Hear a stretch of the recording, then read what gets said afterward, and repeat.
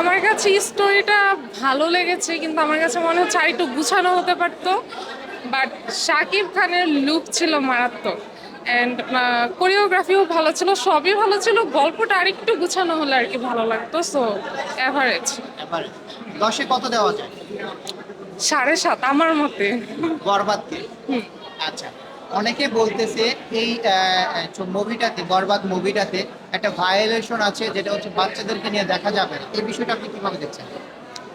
ওরকম কোনো ভায়োলেশন নাই, কারণ হচ্ছে এখানে একটা মেসেজ দেওয়া হয়েছে, যেটা আমার কাছে মনে হয়েছে যে অ্যাকচুয়ালি পাপ কাউকেই ছাড়ে না। সো মুভির মধ্যে ব্যালেন্স আছে, যে ভায়োলেন্স আছে ঠিক আছে, বাট ব্যালেন্স আছে আর কি। সো ঠিক আছে আমার মনে হয়।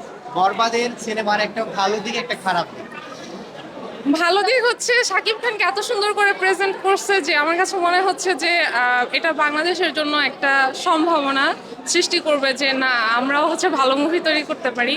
এটা হচ্ছে একটা ভালো দিক। আর খারাপ দিক আমি তেমন কিছু পাইনি। ওই যে বললাম, আমার কাছে স্টোরিটা অ্যাভারেজ লেগেছে, এটাই। হয়তো আরো ভালো হবে নেক্সট টাইম। সাকিবের ছবি কি এর আগে পরে দেখা হয়েছিল? হ্যাঁ, এর আগে তুফান মুভিটা দেখেছিলাম।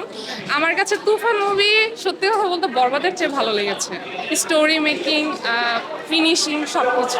আচ্ছা, বরবাদের সিনেমা এবং হচ্ছে আগে কয়েকটি রিসেন্টলি কিছু সিনেমাতে দেখা যাচ্ছে সাকিব খান ফিনিশিং এ গিয়ে দেখা যাচ্ছে হলে সাকিব খান মারা যায়, নয়তো নায়িকা মারা যায়, মানে দুইজনকে একত্রে মিলন হতে দেখা যাচ্ছে না।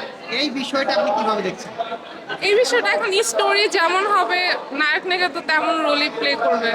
সো আমার কাছে ভালোই লাগতেছে। সব সময় তো এর আগে যত মুভি দেখেছি, লাস্ট এন্ডিং গুলো হচ্ছে ওদের মিল হয়ে যাওয়া। তো হোক, নায়ক নায়িকা মরুক, সমস্যা কি? মুভি যে সুন্দর হলেই তো হলো। আচ্ছা, অনেকে এই বরবাদ সিনেমাতে নিয়ে টিকটক রিলস ভিডিও বানিয়েছে, সেক্ষেত্রে আপনি কোনো টিকটক বা রিলস ভিডিও মেক করেছেন কিনা? আমি টিকটক বা রিলস করি না। সো আসলে আমি বলতে পারবো না। আমি মুভি দেখে আর কি আমার যতটুকু এক্সপিরিয়েন্স ততটুকুই শেয়ার করলাম।